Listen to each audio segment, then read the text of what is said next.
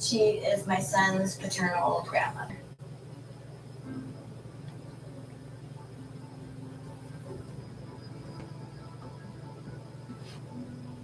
I have not seen Susan in a very long time because of her addiction. She sees Jonah only on a whim, maybe every 2 or 3 months for a couple hours.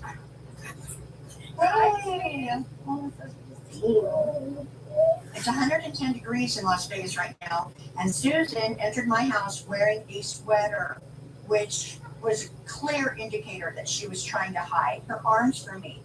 And that just really struck me and made me sad. How's Jonah been doing? You know, he's amazing. Yeah. It's just amazing. I can't believe he's almost 7. Right? That's how long I've been addicted. Mm-hmm. See, I'm not even clear as to when you started using. Heroin I didn't start till I was 29. Was this when you and Ryan were still together? No. Okay. And when we split up, I didn't have anyone to hold me accountable, and I didn't have Jonah That's for true. 3 days a week when I was working, so that's when I started using every single day. Mm-hmm. Like, I would have never saw you go down that road. I know, and I kept it a secret, like, from everyone. I'm just ready for you to do something about it, sweetie. I know, it's so hard. It's so hard, but I can't not be with Jonah anymore. I can't live with myself not being his love, you know? You've got time. Don't look back on this if you don't know. All he tells me is that mommy is sick and she has to give herself shots. Oh my God, he said that. Every moment that is spent away from my son is torture, and he is my number one motivation to be clean, and I can't wait for that day. Oh, it's so good to see you. It's not going to be easy for her. Susan needs to escape the home that she's living in right now, get herself into treatment, get herself into sober living, and never look back. Thank you so much.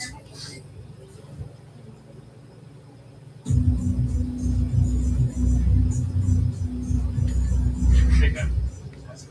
We have a new development from the house that could jeopardize the intervention tomorrow. Really? Earlier today, we heard on a hot mic that Susan and her mom are aware of who we are and that there is an intervention coming. I want to play the audio for you and let us know how to proceed. All right.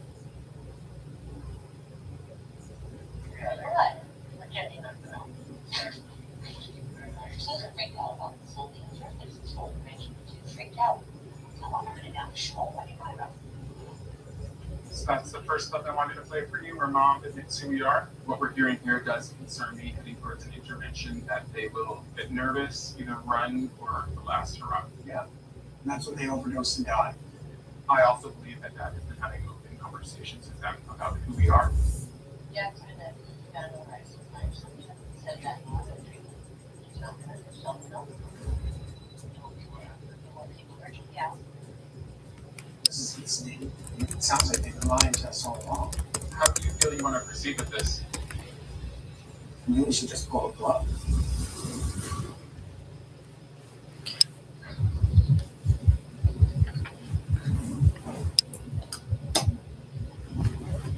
Yesterday, I learned from the producers that Dawn and Susan know about the intervention. Hey, come on in. I need to confront the family and find out who told them and why. And then we're going to decide if we're going to move forward with this intervention or not.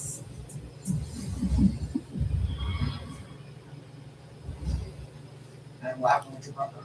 I don't think he was able to get off with. I'm very upset about it. Are you good? I'm glad somebody is, because this is the training. This is the meat and potatoes behind intervention. And him not being here could sabotage the whole thing. Really? Yeah, I could have been on the phone trying to get him over here. You guys didn't do your homework. You should have talked to me. Are you kidding me?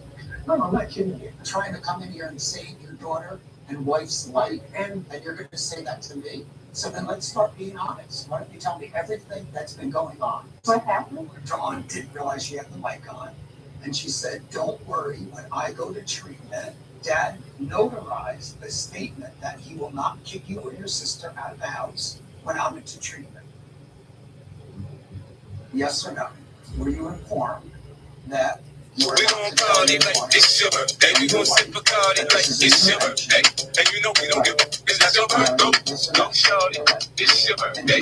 We gon' party like this your birthday. We gon' sip a party like this your birthday. And you know we don't give up. It's not your birthday. After the nasty girl, nasty. After the nasty girl, nasty. After the nasty girl, nasty. After the nasty, nasty, nasty. After the nasty girl, nasty. After the nasty. I am not lying to you. I'm trying to help you. And you can't, okay, you want to know another thing that you weren't completely honest with yesterday. Right. Why did you move out of your house? Why did I move out of my house? Because the family situation was sensational. and That's the word you're looking for. well, why I moved out of where I Saben que las roscas de los tres Reyes Magos se parecen mucho a las mamás solteras, porque todos se las quieren comer, pero nadie. It's very simple. I didn't reach for to the house as I could. I did. It ceased to be a residence for me because of the family situation.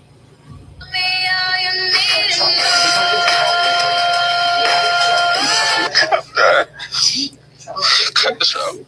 I'm done. Take me off. Take me off. Cut the You didn't ask me the right question. Why should I go to that Are you kidding me? Are you kidding?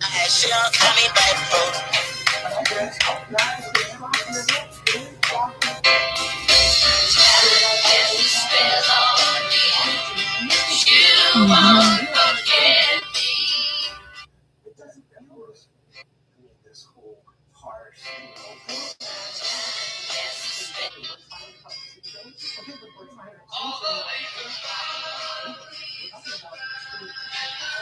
What I said, we're talking about thoughts. And what happens after you lose? because Susan can't get sober if she's gonna live in a ¿Te house quieres alone. levantar temprano todos los días? It's not Levántate possible. temprano todos los días. I mean, all I really need to know is do you really want to help your daughter in your life? Because I don't understand what's going on. Do you You might tell one of your buddies, hey, yo, I got this idea to fucking do some merch. Nah, yo, there's already mad motherfuckers doing merch. Yo, that shit ain't gonna go nowhere. Nah, it could potentially fucking work, but you so much of a loser, and you never put in no effort to do nothing. And your loser energy, you're trying to project that onto me. You're trying to kill my dream. Your spirit is crushed, and I don't have a crushed spirit. I gotta stay down to you, come up spirit, a winner spirit, like the underdog spirit. Like, I'm never gonna fucking give up. I'm saying I'm still young, I'm only 25, but I still got a couple more years to get this shit going. I'm saying, but I'm never gonna fucking stop. They can overdose. Quiere darle ver, pero como yo que si no se ve. Si no aprovecharon cuando la aprendí, que yo le di el break, pero lo perdí. Soy la break. Si tú me hubieras dicho siempre la verdad, si hubieras respondido cuando te llamé, si hubieras amado cuando te amé, serías en mis sueños la mejor mujer. Si no supiste amar, ahora te puedes marchar.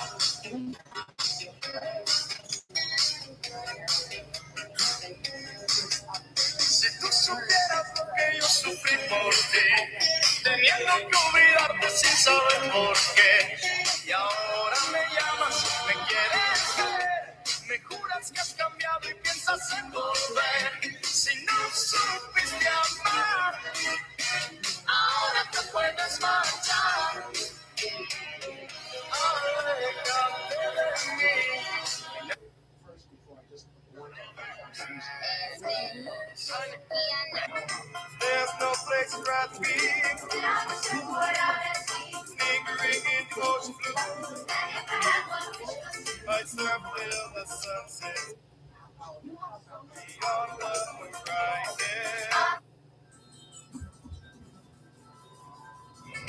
There's no place to rather be.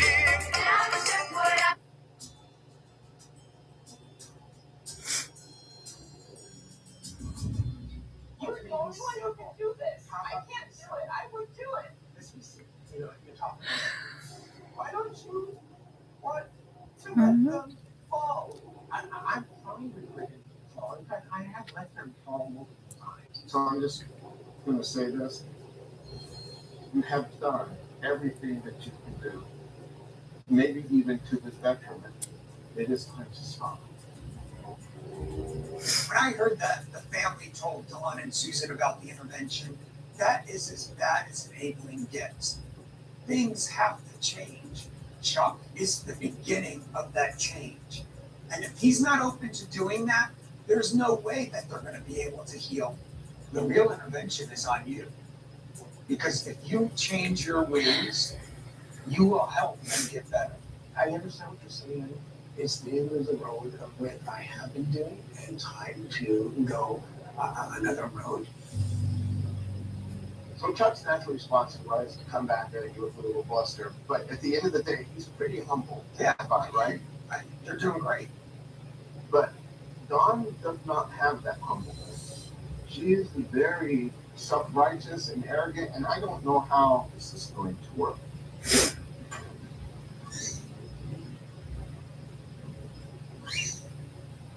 I don't really feel anything at first. Eventually, after enough puffs, maybe 4 or 5 or 6, I feel a little more awake or alive. And if I slept too much, I do get a little bit, maybe jittery or something. Feel a little too, I've had too much. Don't yet. Sometimes when it happens, it's too late. Maybe I should stop. Yeah, there's something inside me that wants to be another. Gosh. Our goal is to get Dawn from the addiction into recovery. But I don't know how you do this without getting every single person in that house help. So we're going to offer everyone treatment at some level. Originally, I came here to do an intervention on Susan. Now we know everyone in that house of horrors is addicted to something. So now we're going to do an intervention on Susan's mom and then offer Susan's siblings, Daniel and Julie, treatment as well. Because if we don't clean this up and they come home to the same den, nobody's going to stay healthy. I think it's important to do Dawn's intervention before Susan's, because Dawn is the one that makes it possible for everyone in this house to stay in their addiction. And the only way we're going to change Dawn is with consequences.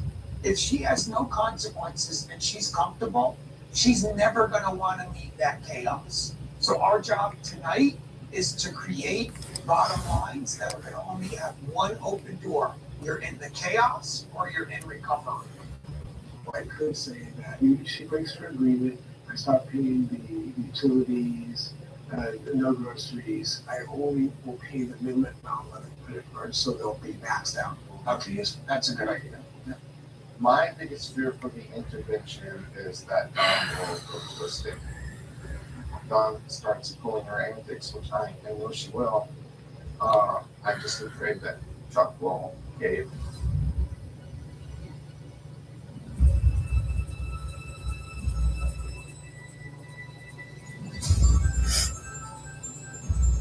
How is everyone doing? Right now, we're getting Dawn over here first. We'll do her intervention, and then we'll bring Susan over and do her intervention after Dawn's. If she even comes. Yeah, that's good too.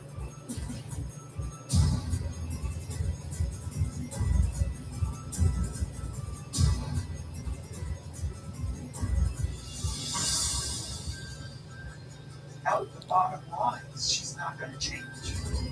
We got to create that for every one of them in your family. If they have any wiggle room in this agreement, they're going to be off and running. Got that 5 minute break. We are out here. We have about 5 minutes before Dawn is here. It's pretty nerve-wracking waiting for my mom to arrive. My mom can really hurt me. I wish that I didn't care. I don't know how to not care. Okay, on the arrival. Let me get in.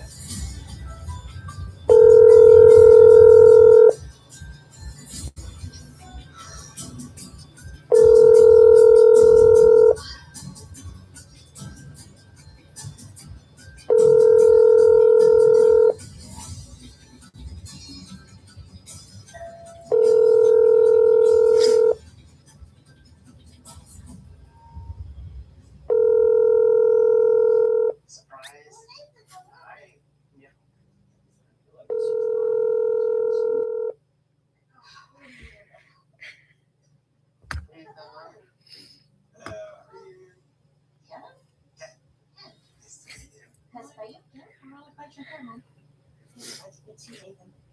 I'm glad you're here, and I'm glad that you're willing to hear out your family, because you know that there's nothing but love and respect for you.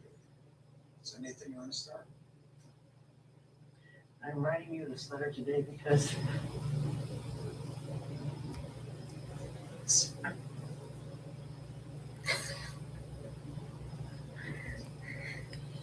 I'm witnessing your slow death. You're no longer part of my life like you once were.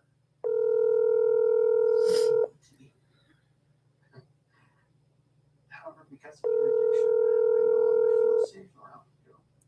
Your anger and hurtful comments have placed distance between us. My daughter used to call you the fun grandma, but now you don't even see her. Please, Mom, get help today. Treatment is New Roads Behavioral Health in Salt Lake City, Utah. They specialize in addiction, bipolar, also borderline personality disorders.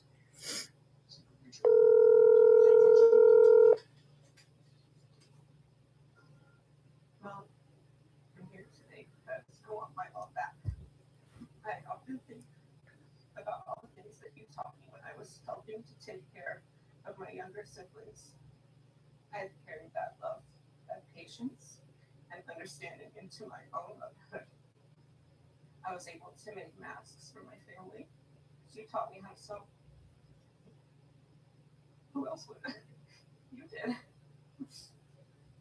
She spoke to me, Rose, today. I love you. Where did your letter to? That's fine.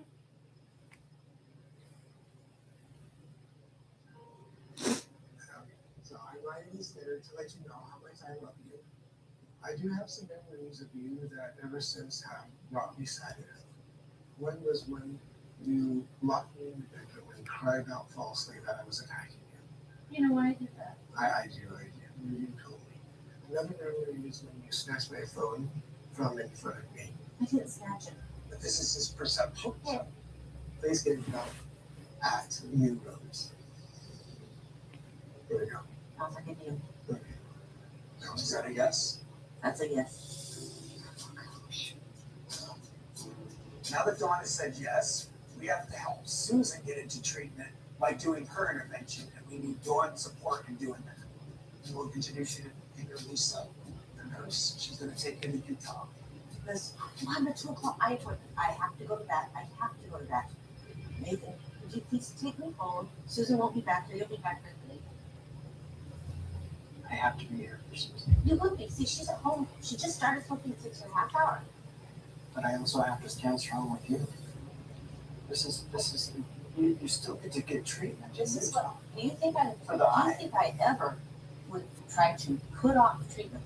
That is not what this is. I don't know. I don't know what that's looking. I know. Jesus. I remember the day when you said to me This is something exactly what we were afraid of. you said This is something exactly about- what we were afraid of. You don't know what I would do. Well, you want to hear me right home or not? I just need to know before I call somebody else. And it was sweet, you know, she really would tell me to go to my eye appointment. This can be taken care of. Okay. I actually don't think you understand what's going to happen. What we want to What? do What's gonna happen if I, is tell me fast, because I don't have time. I'm already running late. You can choose your lifelong. I can choose my God. I can choose my God. So now Dawn has changed her mind on going to treatment, and we don't know if we're going to be able to get her back on board. Susan is going to show up for her intervention, and Dawn's refusing to go, and seriously jeopardizing our chances of getting Susan into treatment. Turn off her cell phone. Right now. Call the cell phone company and turn off her cell phone. We don't want her contacting the dealers, and we want to make it as difficult as possible for her to help raise that rock bottom and hopefully surrender to go to treatment today. And you'll need to turn that off. You'll need to go somewhere else. Seriously. looking to temporarily suspend the service of a line. Dan, I need to write Yes, suspend immediately. my eye appointment. Thank you. Yes. You can't do this to my phone. I'm gonna go, cannot do this. You're doing really well. I know that you told everybody that I was resisting. I'm going to my eye You're appointment. resisting doing You're finding I'm not an finding that excuse. Absolutely not. I told you people you came home to help Susan pack. Shh, shh. Get out of this. Stay out of it. Stay out of it. Please save your life. Please now. This is pointless. This is pointless. There's no other time. There's no other. No, it's not. It's not. There's no other time. It's now. You lose your life if you don't go now. You don't go to rehab now. You will lose us and your grandchildren. It's already too late. You've missed your appointment. You have missed your appointment. Don't be this stuff. I'm not going to this. Don't do this.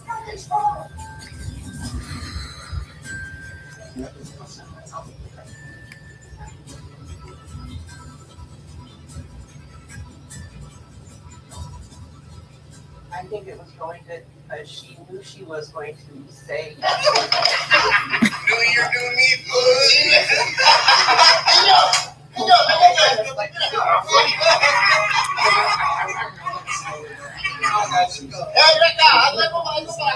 You can work all you want, bro. You still get no bitches. Let's go this way.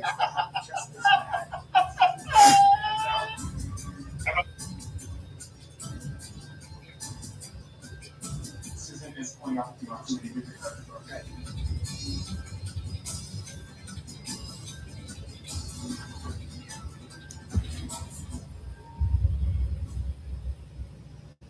Hey, Susan. Oh, hi, Jessica. Nice to see you. Oh, good to see you too. What are you doing? Hey. Hi. Hey, Susan. It's all guys. We're going to sit down right there next to Nathan. How you doing? Good, how are you on, Susan? Susan, I'm Ken. Nice to meet you. Nice to meet you. I know you know what it is, right? We all know you do. So, really, yeah. But we still want you to hear how much you're loved and how bad they really want you to take this and run with it. And do everything in your power to fight for your life because you deserve it. Susan. I'm here today because I love you too much to let you miss out on your life. When I think about how you lost your job that you worked so hard for, I feel such a sense of loss. When I hear that your son doesn't get to see you every day, I mourn for him. Please get home today. I'm so sorry. I know, I love you. I love you then, I love you now. I love you tomorrow. Susan, I love you and care about your health and your well-being. We have some common memories of being together with Jonah and you visiting. The very special love you have for each other. Surrounded you here like a cloud over the cloud. We have to spend so much time together. I love you. I just really want to save our relationship. Please get over there. I love you. And then make my God. Thank you for loving me enough to come here today. I love you guys so much. I love my family. I don't want to miss out anymore. I miss you guys so much. The place that we have lined up for you, Cottonwood, Tucson, and it's in Arizona. Did you go get help in Cottonwood? Yes, I will. Very good. Give her a hug. Give her a hug. Let's give her a hug.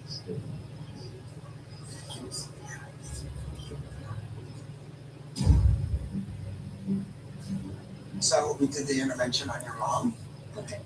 And she first said yes, and then she changed her mind because she had an eye appointment. And so she did what she normally does, and she ran out screaming. So what I would like for you to do is ask her to go and let her know that, Mom, I'm getting in the car, I'm going right now, please go. She would be in danger of trying to kill herself if she doesn't go. She will regret much. She will be regretted. So you want to get in the car and Yeah. let's go ask her? Yeah.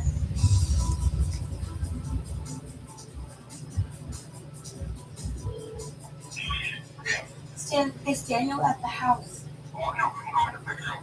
Oh, don't pick her up. Why? Well, I want to talk to her first. I already got the kid there. Stan, don't pick her up. Please.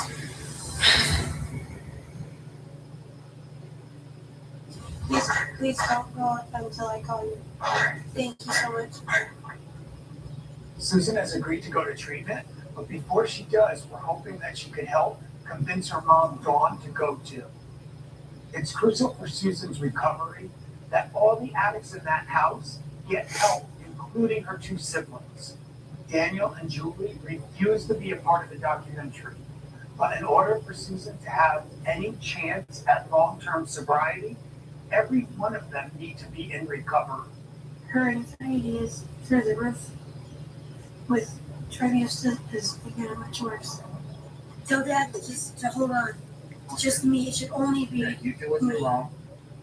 I'm just gonna pick her up and hold him up. Okay, perfect. No, let me talk to her first. You Mom. I'm gonna go. Mom, you know that it's not about the eye appointment. We talked this morning, and you were still gonna go to rehab over the eye appointment. You were gonna let that go. It's not about the eye appointment. I'll have to start from scratch with your eye doctor first. We don't have to start from scratch this way.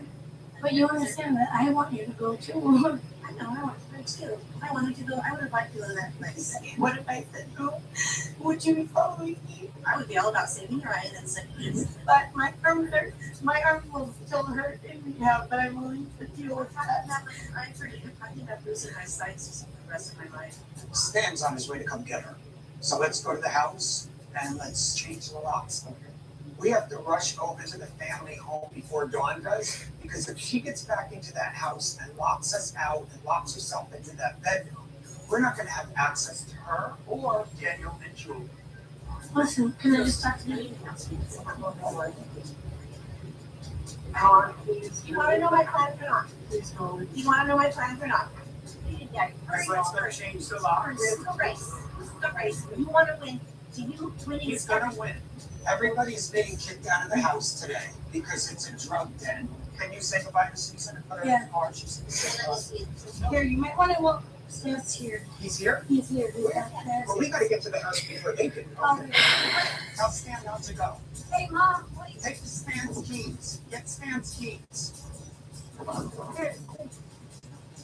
Wait. Dad, no. No, take her, dude.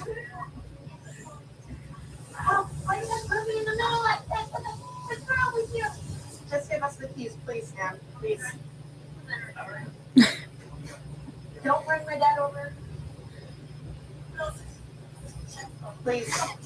What if I were doing this? What if it were reversed? Well, I think I was okay with after the small rounds, friends. This has nothing to do with our friendship.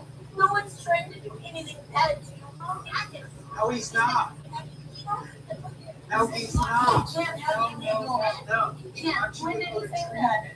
You know what he said?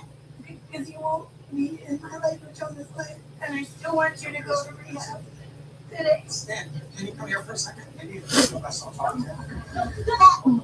I don't want to do. We wanted to give you a 90-day treatment to somebody also. Look, my parents' house is not an option. What's happening? I'm leaving. I can't believe you're doing this. But why don't you just go to treatment? Because I don't have to. Okay, come on with the program. I don't know why you're asking me this. Yeah, I mean, Can you just do us a big favor then? Not bring her back home? Now that she's out of your car, it's for your own good. Please, just don't make it more difficult, because we have a van waiting for her to take her to treatment right now. And if she's hot enough, she's gonna finally say yes. oh, it's not. No, it's She's so stubborn. She's not going to let us win or let Dad win. Go with these people. This is the best way to go. She's an American girl. While Chuck goes to the house to remove doors, we're getting Susan on her way to treatment. Everybody, let's go say goodbye to her, and then we'll deal with her two siblings, Daniel and Julie, before Dawn gets home. The free ride ends today. You just hurry back in, okay? Okay. I'll take care of everything else, okay? You just worry about you. Okay. All right? Well, first day of freedom.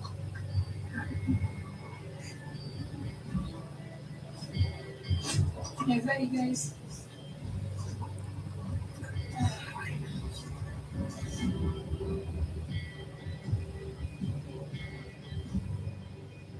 It's not a stable situation with my mother.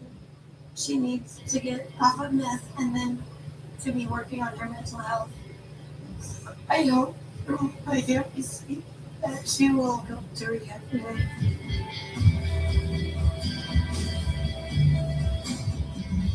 It's gonna seem really harsh to people at the house right now, Julie and Daniel. I really hope that it's not a bloodbath over there. Family has taken the doors off the hinges because if Dawn gets back into this house and locks herself into that bedroom and she has drugs in there, she can overdose and die. So we want to make sure that she's safe when she returns. My house isn't too far, it's a couple miles, and I'll make the walk. How long do you think? That's like having up all the meds. Because we want to call the doctors. It's part of the consequences. Heroin? All this?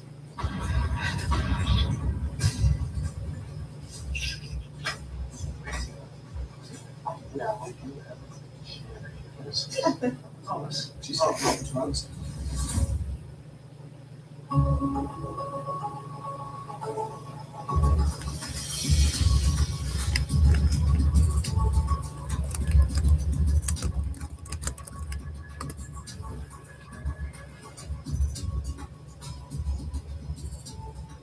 How you doing, Dawn? You okay?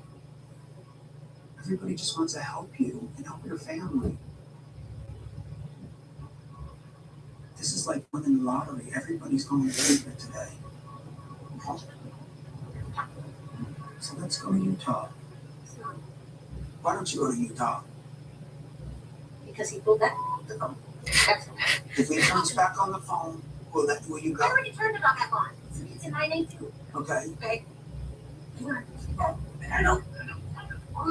Where you going? Oh, she's got somebody coming. Whose car is that?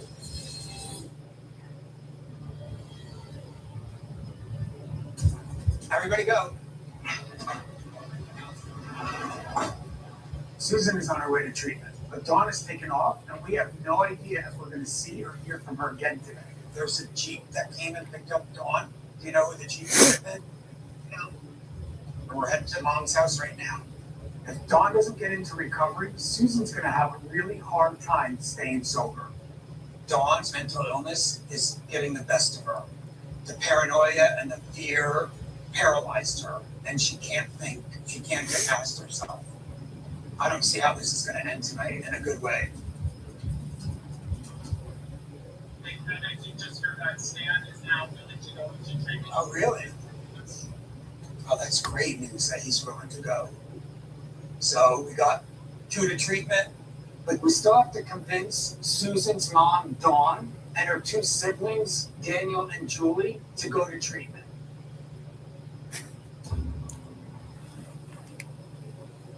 Hey, Ken, I just got word that Dawn flew by the house in the podcast. You can completely responded us. Perfect. But now she won't. Because now we want to get him out of the house. So while Dawn and Julie are out of the house, I think it's going to be a lot easier to intervene on Daniel. Daniel's home. So he's downstairs now. Yeah.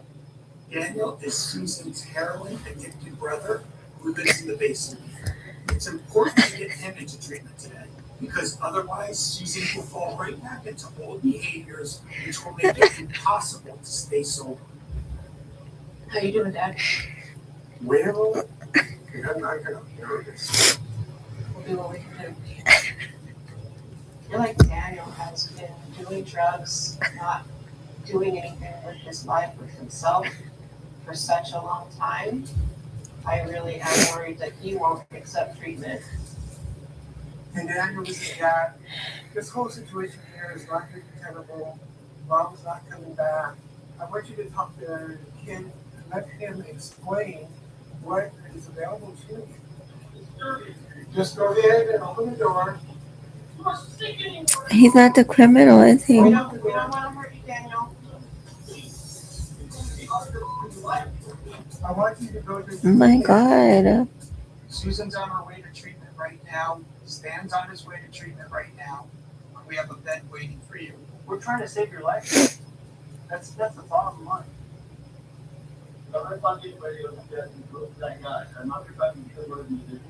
Okay, all family members are leaving. They just came down here. So I'm down here by myself now.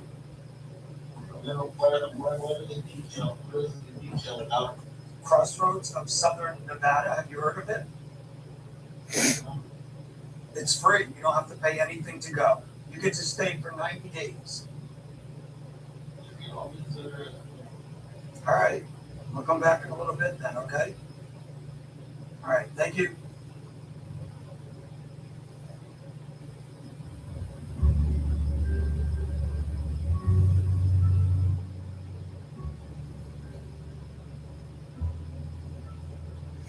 Really believe that this is it for me. This is my last treatment center because I'm not going to need it after this.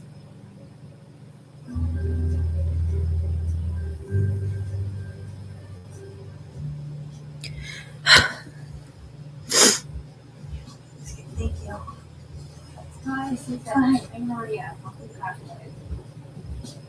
Now that I've arrived at Outlet, I feel, I don't know, I think actually more excited. Some of my hopes being here are really getting to the root of my problem. So my son will have a mother who is present, fully present. And that is one of the reasons that I won't ever relapse again. My hope for Susan, of course, is that she fully engages in treatment here, that she learn a lot of tools and ways to maybe circumvent some of the trauma. I also really hope that she's able to do that deep, meaningful work and to get to the bottom of where some of this is coming from. Nana, le estoy pidiendo otra vez que se venga a quedarse conmigo por esos 2 meses, mientras que yo me quedo con la luna. Ahí cerca a su mamá, antes de que me busque la oficina. No sé por qué se me quiere hacerse el difícil.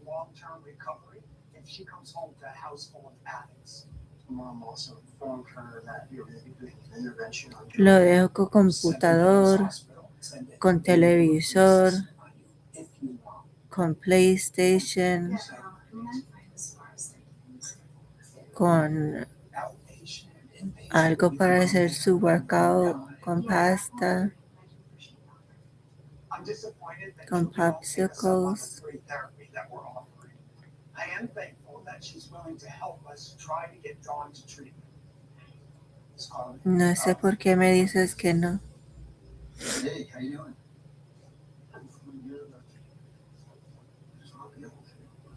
Ahí también puedes buscarse un trabajo. Absolutely. So you want to just pack a bag and then wait for you upstairs? Okay. Piénsalo. Good job, man. So Susan's brother has said yes to treatment, and I am so excited for him because he doesn't deserve to be living down there at his age in that dysfunction, in that chaos. His disease has him there, and I'm so grateful he's taken this opportunity and getting help. He's packing his bag. One more down. I'm very shocked that Daniel accepted the treatment. Never in a million years did I think he was going to do it. It seemed impossible. His experience was the critical factor. Dan would never have gone, ever, without Ken's expertise.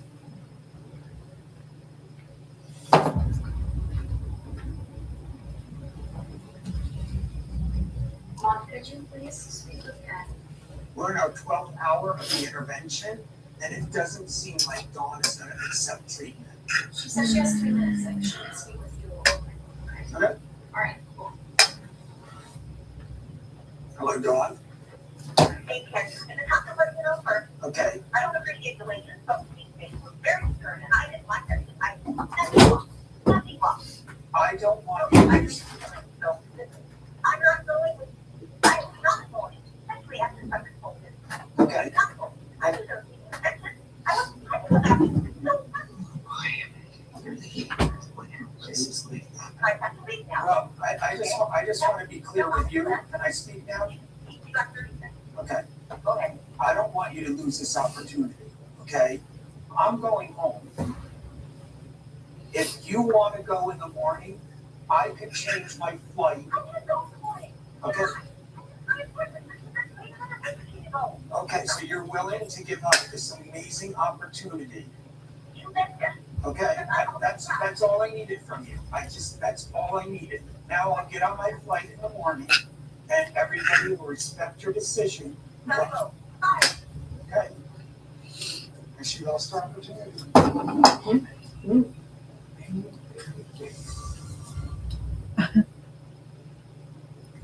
Dawn refusing to go to treatment is a disaster.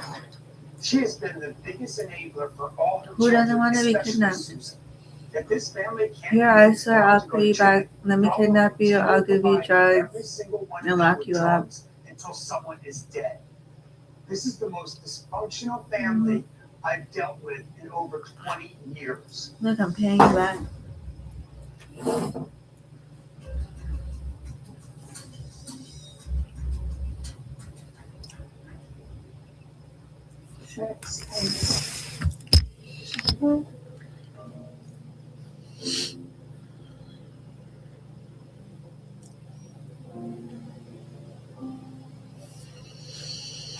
This is Freddie.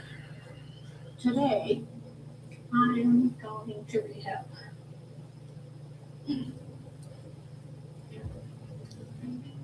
I want to learn how to live a sober life.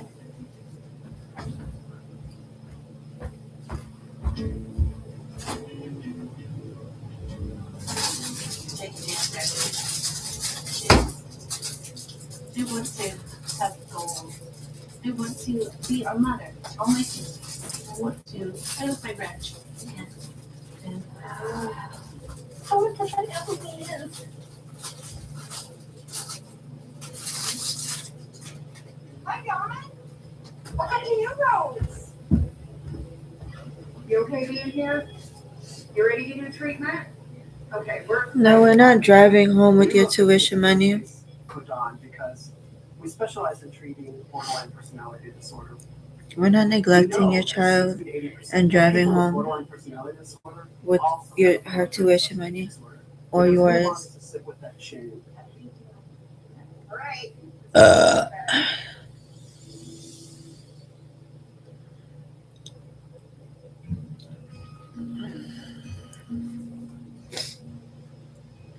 Yeah, we do that to all the kids. I've been sober for 85 days. I feel amazing. I've changed so much that I feel like a completely different person. How are you doing today? I'm doing well. Good. So Wizard's ready for you. Okay, great. I'm not in any pain. I have a ton of energy. I don't see through like the same lens that I was seeing through back then. Susie has done remarkably well overall in the treatment. She took off like a rocket, and she has done recovery like at a master's level. Pretty remarkable to work with. Yeah, I think. A couple weeks ago, Jonah was able to come visit me here at Cottonwood, and I've been able to talk to my son every day. Yeah, we remember exactly where we are Just being able to and how we got let here. him know that I'm here now and I'm not going anywhere. That meant a lot to me.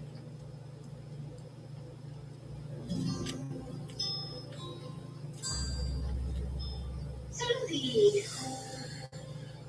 Hi, Mom. Hey, how's my girl? I feel great. How are you? I'm good. I haven't spoken to my mom since that day in the desert. I've been pretty nervous about it. How are your arms? They're healed. You want to see them? Yeah.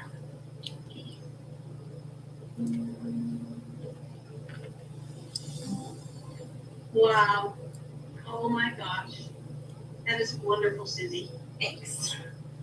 Susie, I'm not glad that we did drugs together. But I'm glad for the time we had together. I really am. That was precious. I'm not sure if I would have made it through if you didn't come to stay with me. You really did come save me, Susie. I thank you for that. I'm doing pretty well emotionally. I am. Most of the time. I think there's a lot of work to be done. I think Dawn has a willingness to stay clean and sober, but I think Dawn really needs to continue to work on individual therapy in the Las Vegas area. I hope we can still be close. Yeah. You know, I think for both of us, we can talk later and talk about like some boundaries. Like what? What do you mean? I mean, I know what boundaries are, but I did not hear a difference in my mom. But she sounds like maybe she's not taking in all the therapy that she's receiving. We better go, but I'll talk to you soon. thank you so much, Sharon. I love you too. Have a good day. I'll talk to you soon. Okay, bye. Bye. I do love her very much, and I want the best for her, but I'm not going to be codependent with her at all. So it felt good to have a conversation with her without going back into that codependency. And by ending the call when I did, I feel like I was showing a boundary of my own. I think that was healthy. I have recovery work ahead of me the rest of my life, For how long? but I am excited for it.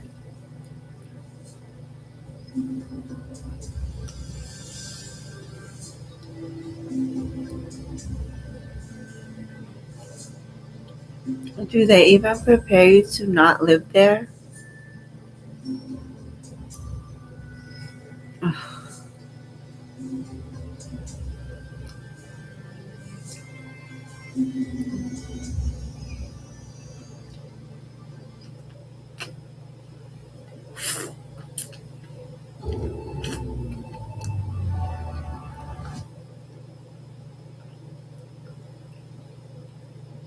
This program contains subject matter and language that may be disturbing to some viewers. Viewer discretion is advised. You know what? Not good.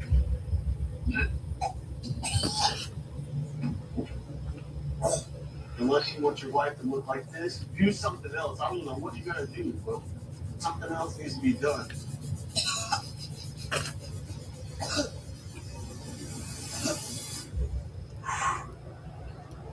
All right, let's go. In Las Vegas, drugs and alcohol are available 24/7. 3 o'clock in the morning, if you decide you want to have a drink, you're going to get a drink. This is what people don't see when they come to Las Vegas, the suburbs. Big, beautiful homes with families, just like any other place in America. Are you gonna get a workout? People are struggling with addiction. Yeah.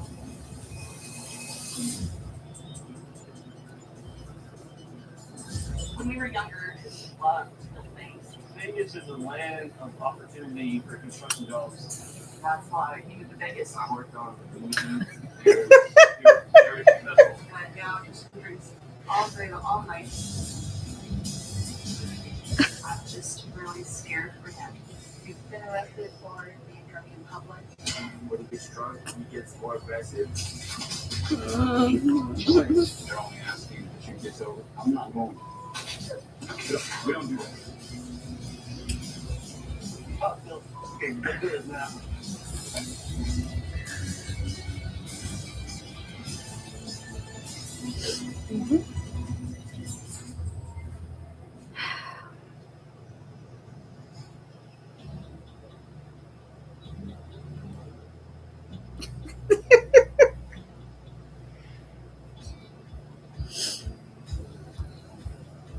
That's where I was working right there. I would walk straight through here. Me and my coworker. My name is Tristan.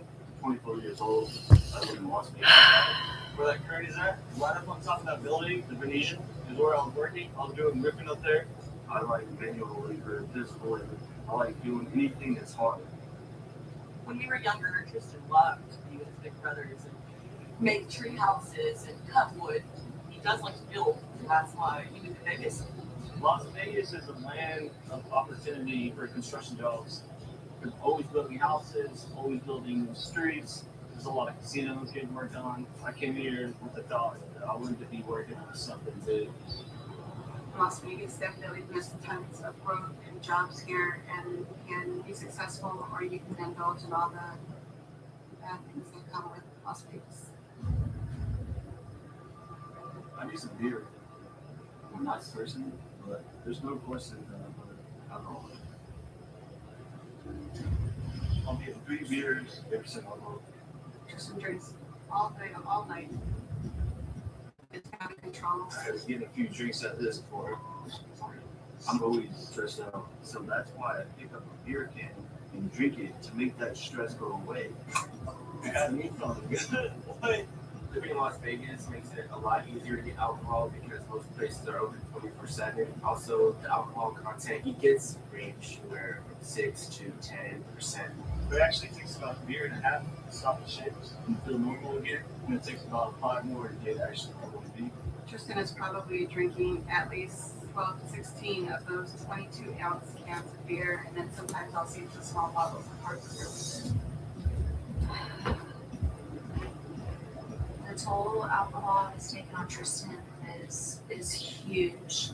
His faceless leather, he looks 20 years older than he is. He is so thin right now. He's like over 6 feet tall and 100 pounds. He's just deteriorating right in front of our eyes. Tristan drinks to the point that he is hallucinating and thinks that he sees people attacking him. Tristan is very unpredictable when he's drinking. You don't know what to expect. Good. When he gets drunk, he gets mad, he gets more aggressive. It's like a dark cloud. He is drunk. Just weird. I honestly don't even know how Tristan is still alive as much as he drinks and as unhealthy as he is. So, I'm not worried about that.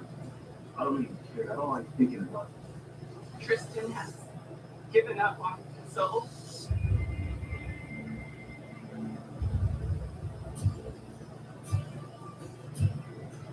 Tristan was born into a large Native American family. He is the youngest of 8 and grew up in Oklahoma. When Tristan was little, he was so adorable. And he was very, very shy.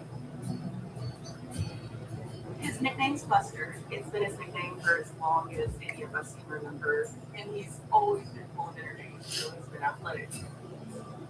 We used to love joking around, playing pranks on each other, giving each other a hard time.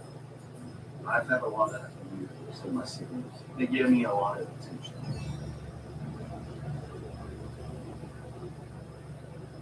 Our father was full-blood Native American. He was from the Choctaw and Muskogee Creek nations of Oklahoma.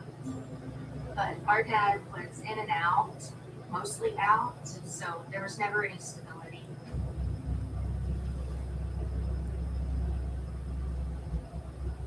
I don't have any memories of my dad. I've seen pictures of him holding me, but he was never around when I was growing up. But my mom and I were close because she showed me extreme amounts of attention and love. She wanted to see me succeed. The bond between Tristan and his mom was pretty tight. He loved his mama. He loved her so much. Our mom loved him to death, and he was her favorite. When Tristan was 13 years old, our mom passed away from pancreatic cancer. It took her so quickly. I think with him being the youngest and him being the closest with her and the artist, After he found out, he screamed out. No, and he couldn't even control himself. So he just turned around and punched the wall. I lost my mom and I had no idea what to do. I was numb and I hit the wall and everybody was crying. And I went outside and just laid there in the grass. And I knew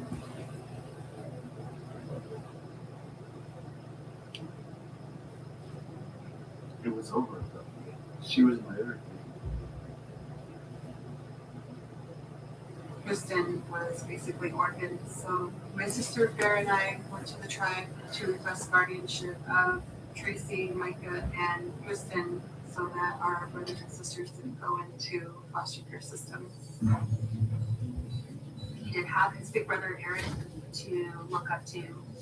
Eric is about 6 years older than Tristan, and he was charming, confident, athletic, and Tristan really started to idolize him like a father figure. Eric really started taking Buster under his wing, and he loved being a big brother. Eric and I have always been as close as possible. He was a parent figure, he was a best friend, he was a big brother, had a lot of getting with the girls, and he was a role model all in one. Him and my mom were the closest to me. After our mother passed away, Eric did start to struggle. He never talked to anybody about it until he finally just Where is the couldn't intervention? deal with it anymore. Then he started. Are you just dying to be on TV? 4 years after Mom died, Eric was in a car accident. My brother was drinking at a party. He decided to drive home. And he swerved around a truck and rolled over off the road. Eric suffered severe injuries. He was paralyzed from the chest down for several years before he died. When Eric passed away, I mean, I didn't even feel anything at that point. I was just numb.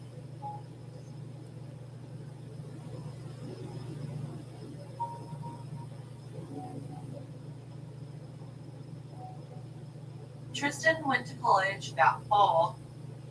However, it spiraled out of control quickly. He started drinking nonstop. He didn't go to class, let his grades go, and he got kicked out. He ended up getting a DUI that same year, and because he was drinking so much, friends were kind of getting tired of him. He would be living with a friend, and then they would end up kicking him out. At that point, I'd been living in Las Vegas for over 30 years because my family found job opportunities here. And Tristan was really desperate to get his life back on track. And the one thing he was really interested in is construction. He likes the buildings with his hands. It helps him to focus and process all of the emotional trauma that he's been through in his life. Las Vegas is always building something, so it was a good place for Tristan because there would be a lot of jobs. When Tristan was 23 years old, he moved from Oklahoma to Las Vegas. And I let him move in with me until he can get on his feet. I was going to get a job that could be turned into a career, and I couldn't be more grateful for that. He got into the union, started a great job. He was doing roofing and construction. I worked on the Venetian, Paris, luxury apartment complexes, the biggest Amazon building in the entire United States. I worked all across the city. It was very successful. Once he started getting his paychecks, he was blowing them on alcohol. Once he starts drinking, that's the only thing that he cares about. Now it's the worst I've seen it. He's been arrested for being drunk in public, DUI, assault. It's to the point where now he can't really even clean and be productive.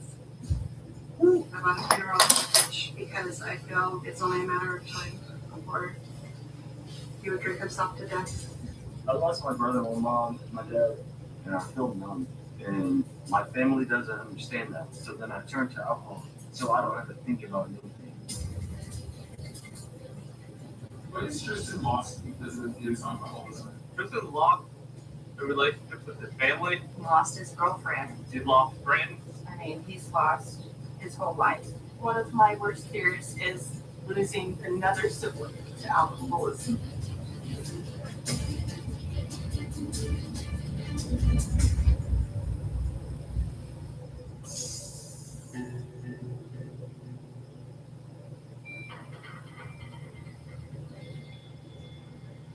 I'm at the bus stop right now. I got an argument with the lady at the office that I work for. So I got a little mad and I opened the door. I slammed that motherfucker open. So she was like, "Get out before I call the cops," and said, "You're no longer welcome here." So I lost my construction job today. And, I walked to the gas station, got some beer. I only got 12 looks to my name, so I'm gonna have to donate plasma so I can get alcohol.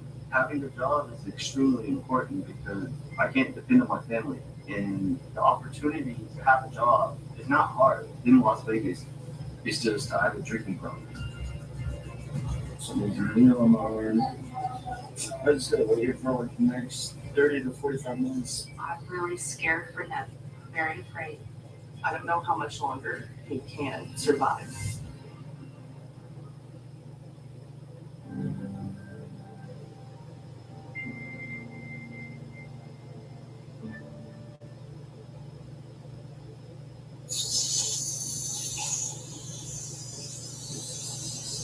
It's around 8 a.m.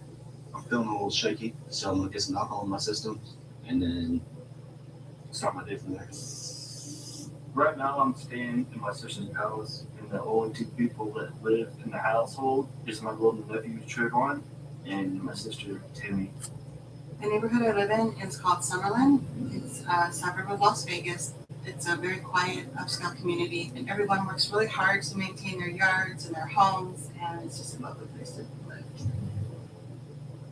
Because of my drinking habits, I got kicked out. And so right now, I'm staying in my sister's backyard. It's not too bad unless there's heat involved, like summertime. Woo! It was really difficult having Tristan in the house because he just sneaks off to drink, becomes completely drunk, and he starts cooking and leaves a burner on, or he's throwing something in the oven and passes out. He's literally almost got my house on fire several times. I allowed him to stay in my backyard after kicking him out just because he was being attacked on the outside and he wouldn't stay in any of the shelters that we tried to take him to. The drinking is something that my mom won't put up with. So if he is inside the house, he can't be drinking. And those two things conflict. He'd rather live outside. It's not hard at all. I just sleep on a blanket. I get up early in the morning and we'll go to the park, waste time, drink, get blacked out, come back, and then pass out.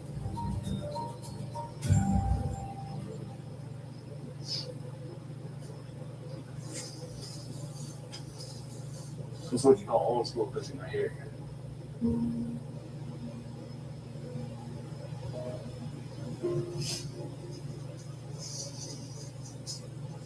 I like sitting here, just cooking, smelling the smell, drinking, and then just watching nature. My family doesn't understand me, so I don't have anybody to turn to.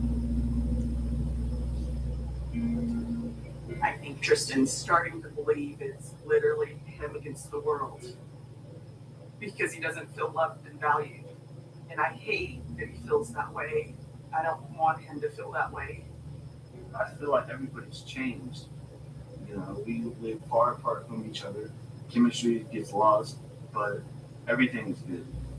Well, everything's not good, but I tell myself everything's good.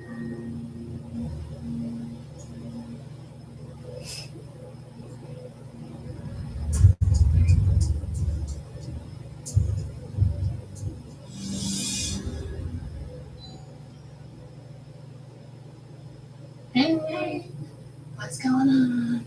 Jessica is the only sister that I have that lives in Vegas near me. And even though she doesn't have much of a relationship with Tristan anymore because of his anger issues, she comes over and helps me out whenever she can. I haven't cleaned it for like over 2 weeks, so it's been pretty nasty. Okay. Today, she's going to help me clean up the backyard and get some trash thrown away that Tristan's left behind. Should we wear gloves or something? Yeah. Buster has been living in my backyard for about 9 months now, and every time I ask him to clean up after himself, he just gets angry and takes off. But it's disgusting. It's my home. It's my space. And I don't want my neighbors seeing us living like this. You want to grab cigarette butts out of there for me? I do love my brother, but my relationship is strained. And when we clean up after Tristan, we don't know if he'll get angry with us because he feels like we're invading his area. So gross. Do you wash his clothes? Yeah. I think Tristan takes out to Tammy. He doesn't respect her. He doesn't respect her house. But she feels like if she learns to kick him out of the backyard, he would die. You want to do the dirty work? What? What is it? I'm not picking up human poo. That is not normal. It's disgusting. I'm gonna pour bleach on it first. Okay. He tries to avoid me on the weekends for the most part because he's always drunk. Yeah. He'll drop his bag. Over like we're cleaning up your mess, and there's one area in particular that you can do yourself. What area is that? Okay. Did you go get beer? No, I went to go use the pork chops. Alright. Damn, Lord, she stresses me out, man. You need to talk to her like that. Well, she doesn't want to clean up after you. You understand my situation? Of course. Okay, so Calm down. I love you. Jessica and I do not have a relationship. She'll tell me she loves me. The only reason she did that was because there was cameras. I'm gonna take off so he doesn't have to clean that.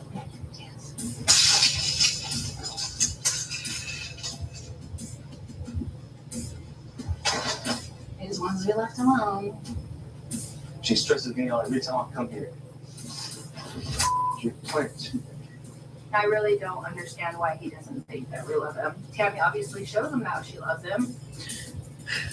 I'm the oldest. So I feel like I'm just dealing with it. But that's who you had in their face the whole time. Hey. What happened? It's growing harder for me to show him that I can't because I'm just so fed up.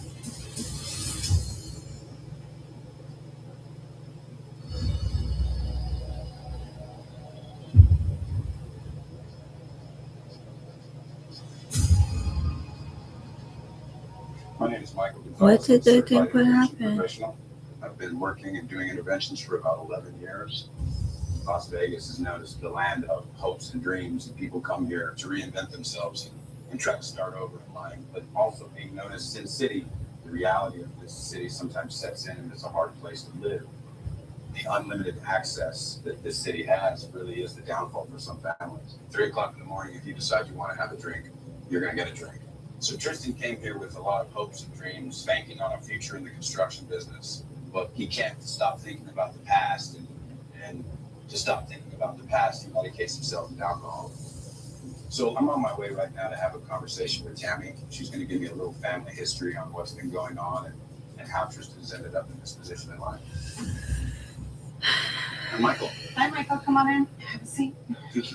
So the whole reason behind this meeting is I need to get some family history, and how you see things playing out right now and where they're at with Tristan and what you really think is going on with him and his world right now. I've spent so much time trying to talk to him and get through to him. It hasn't helped. The alcoholics are not easy people to deal with.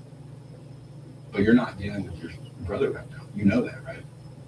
I've just kind of detached myself and felt like, he's chosen this for himself and he's going to end up dead, like my other brother and my dad. And I certainly like to A little know about Bill. and how that played out. When Tristan was 17 years old, Eric had had a rollover accident, drove while drunk, rolled over, was thrown from the vehicle, and ended up paralyzed from the chest down. So Eric survived the accident. Mm-hmm. Yep. Yeah, How did Tristan take it? he took it really hard.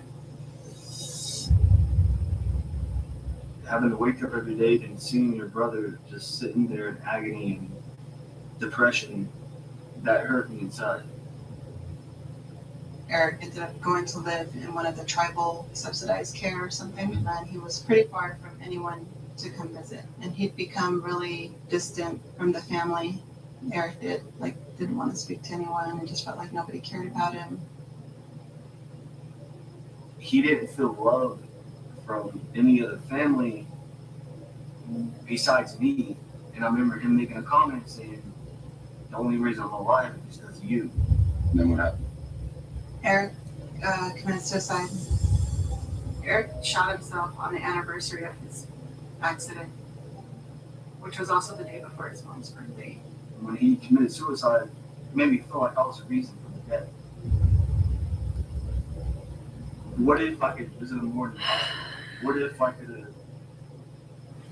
provide him more attention?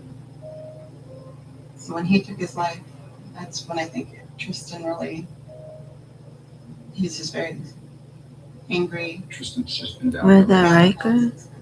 Tristan is very much like Eric in a lot of ways. He feels very alone and separate from the family the way that Eric did before he died. What I see throughout this whole family is just the trauma.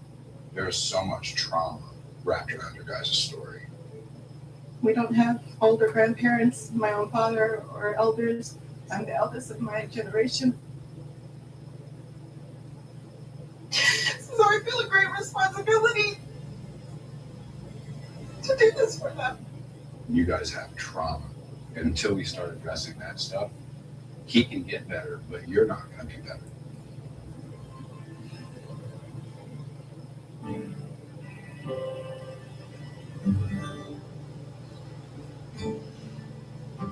Do you want to try one? Yeah. Come on. You have to hit it. Ready? Yeah.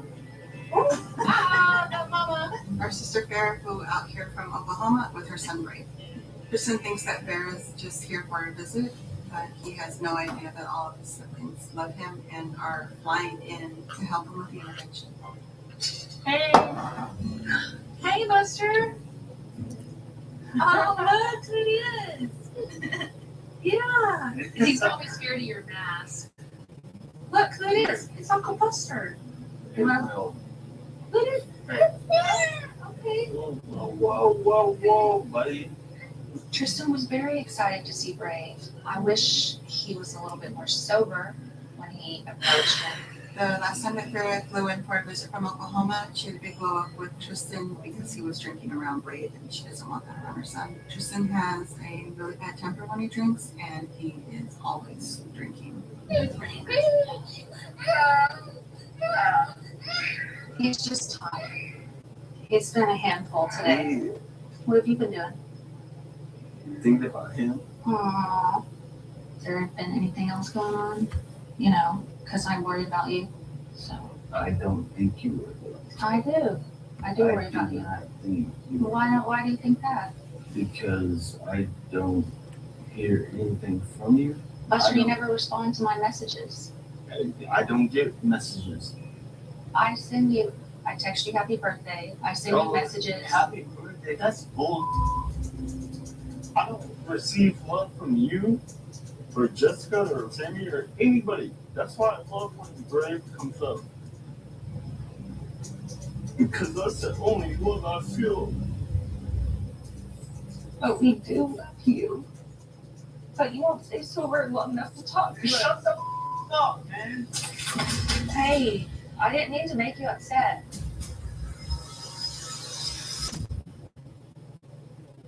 Okay, I didn't mean to upset you. I wasn't trying to upset you.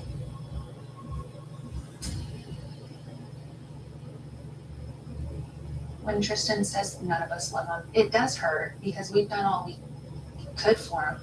But if we bring up anything and if it gets him wrong, he will get very aggressive. And it's really, really hard to see him like that. I'm glad that I brought Brave up here to see you. And I'm glad that you get to see him and spend time with him. That's what I want. I want to give Brave insight. I don't want him to experience anything that we have experienced. I don't either. When I have somebody younger than me, it gives me a reason to do right in the world. It makes me sad that you can't see him all the time. I know he would be a great uncle. So I hope we can get to that point.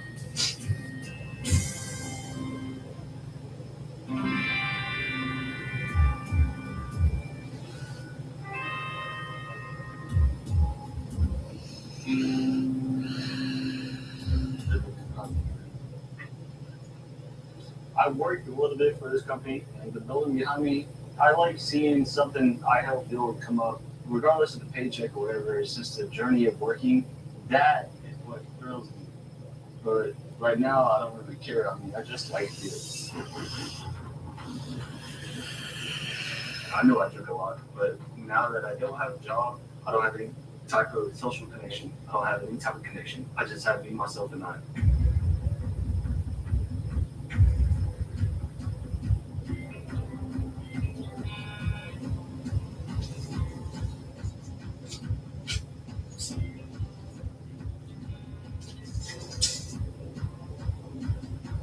All these emotions are like built up.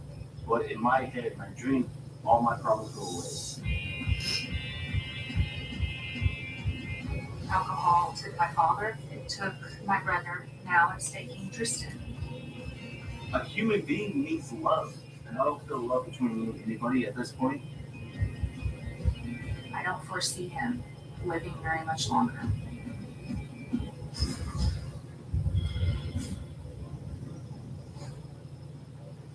I think if he sees that we all cared enough to do this for him, that will mean something to him, at least think twice. Tammy and Jessica already live in Las Vegas, and me and the rest of my siblings came from out of state because we really do love him and care about him and want him well. Hey guys. Hi, Michael. Hope everybody's doing all right. I just want to introduce myself for the people that haven't met me. My name is Michael Gonzalez. I'm a certified intervention professional. The whole point to a pre-intervention, guys, is to come together as a family unit and to bring Tristan's bottom up. We don't want Tristan to have a bottom of death, institutions, or jails. We don't want that for him. He needs alcohol to survive every day. He goes through withdrawals every single day. Yeah. I'm feeling a little shaky.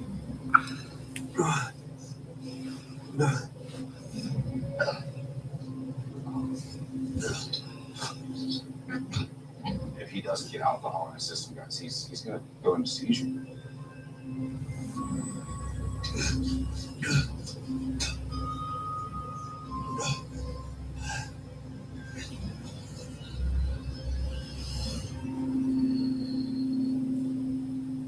And somehow, some way, he manages to get alcohol every day.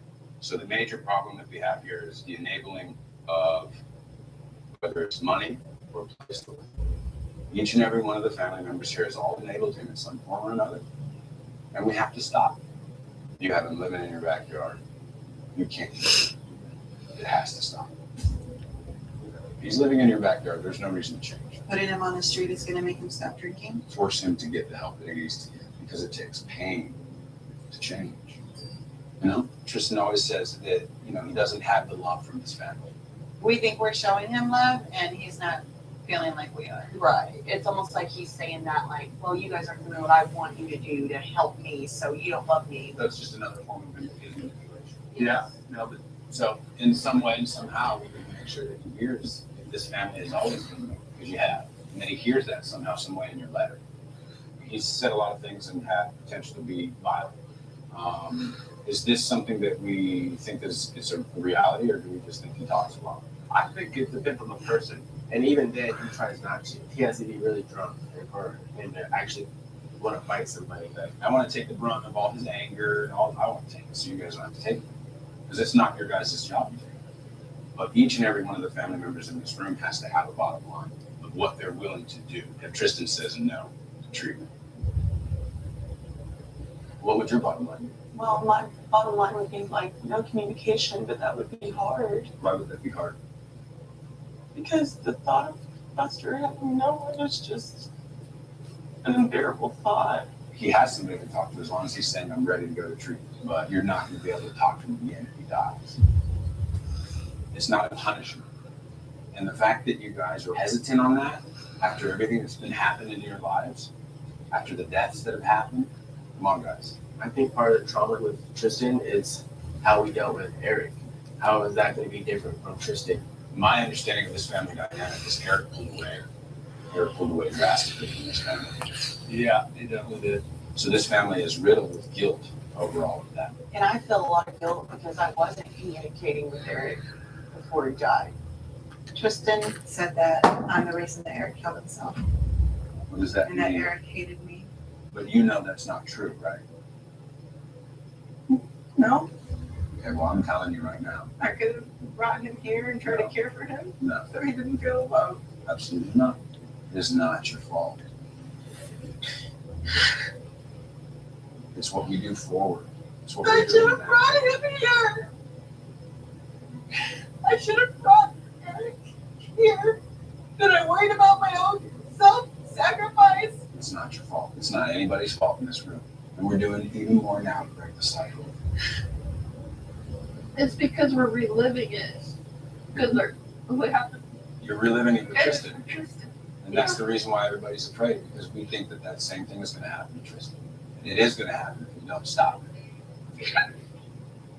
And we're going to do everything we possibly can to not let that happen.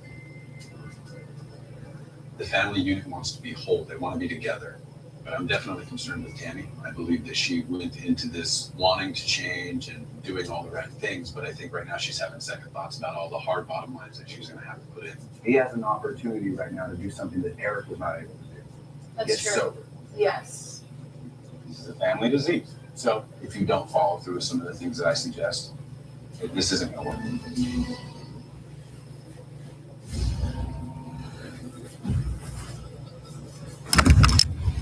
How's everybody feeling? Nervous, yes. Feel nervous?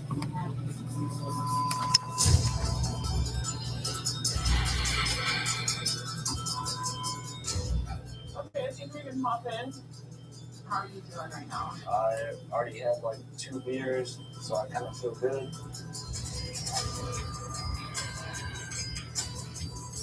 This is a good thing. This is a gift. We're not here to argue. We're here to say what we need to say. He's going to say what he's going to say, and we're done. The only words we want to hear out of his mouth is "I will go." All right, guys, I've got Tristan with that in the vehicle. Thank you. That liquor store right there, it's a lot that stoplight. So.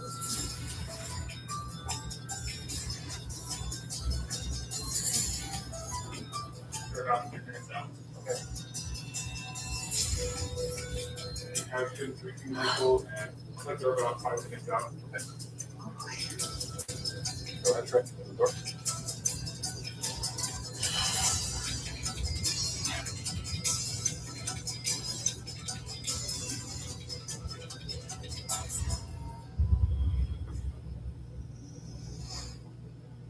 Hey, Chucky. Wow. What up? Come on in. Take a seat. Hold on for a second. Come on. Come take a seat with us. You gotta trust me, right? They just want to talk to you, and that's it. For real, come on. This is Michael. Here's Tristan on time now. Hey, Tristan, can I get you to sit down over here? Please. Can I bring this beer? Absolutely. Yeah. So I just want you to know you have a family here that loves you. I Is that really what they told appreciate it. I'm getting to know this family. I really appreciate that you're willing to sit here with us. Okay? All right, you're up, Tracy. Esther, I've always been so proud to call you my little brother. You have always been so adventurous, spending the majority of your time outdoors, climbing trees and building stuff by yourself. I'm sorry. There were times when you needed me that I couldn't do for you.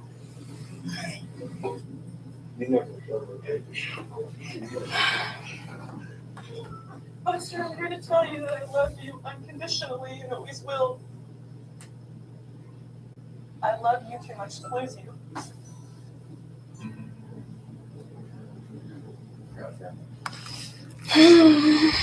I remember when you were first born. You were the cutest little baby I had ever seen. There were some tough times, but there were also some good times. Do you remember how close we all used to be? I really want that back. I love you so much, and I want for you to grow up with this Uncle Buster. He needs you. We all need you. I love you, and I just want to I know I don't have to tell you how alcoholism is for so much pain to us. I feel like hearing her. I don't want to hear this.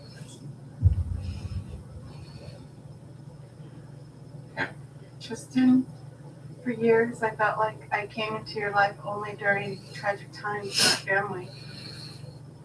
When we lost your mom and you later came to live with me and Trey, I really got to know what a sweet, funny, and intelligent young man you are. Sadly, as more tragedy hit our family, I saw you turning to alcohol to cope. Just like our dad did, just like Eric did. And your life has gone downhill to what it is today because of alcohol.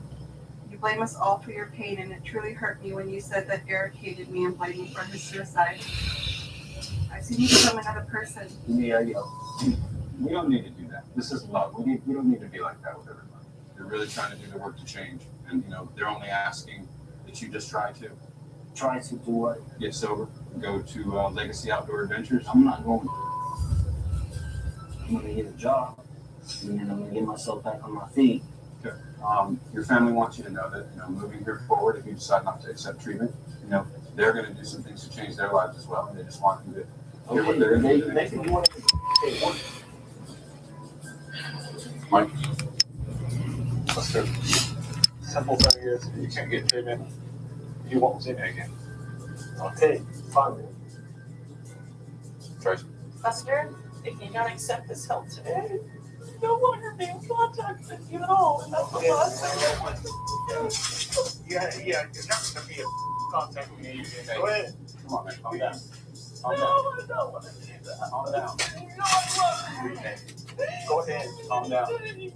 Calm down. We don't need to do that. We're not here for that. Tristan, we're not here for that. This is love. It's the only thing we're here for. If a paper tells you that you can't be in contact with your brother, you're a piece of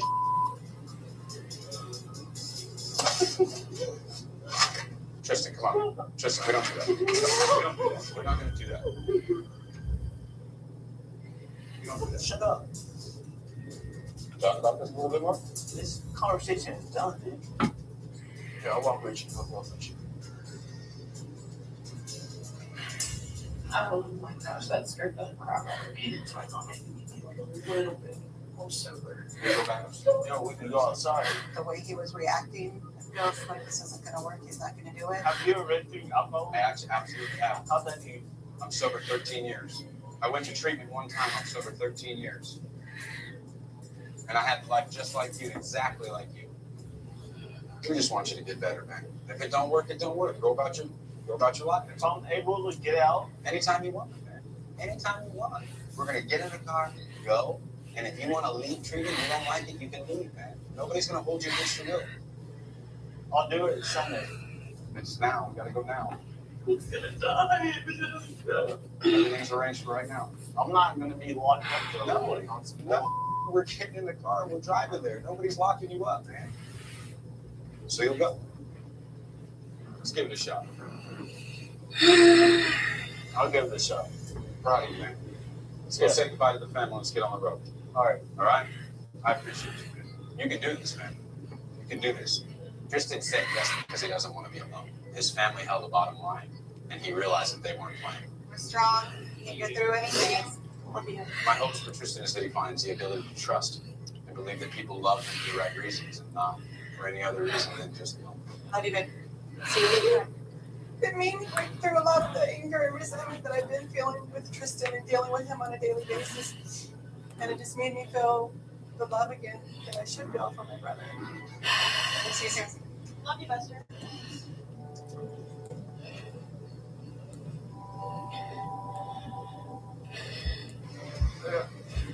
Man, I can't believe. Oh, I can't either.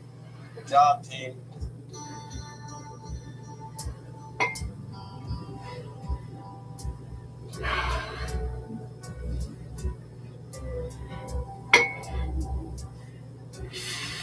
How are you feeling right now?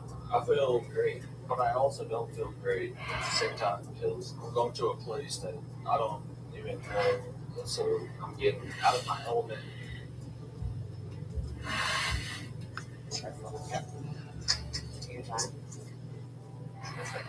Welcome to Legacy Outdoor Adventures. Are you ready to start your journey? I'm not. The main part of me that's curious what this place is about. I don't give a f- about this place. Dude, I'm done with this one. Relax. You can shut it. No, I don't want to be. Tristan. A lot of the clients who first relationships here and have some frustration. However, this degree of anger is unusual. Is there a gas station around?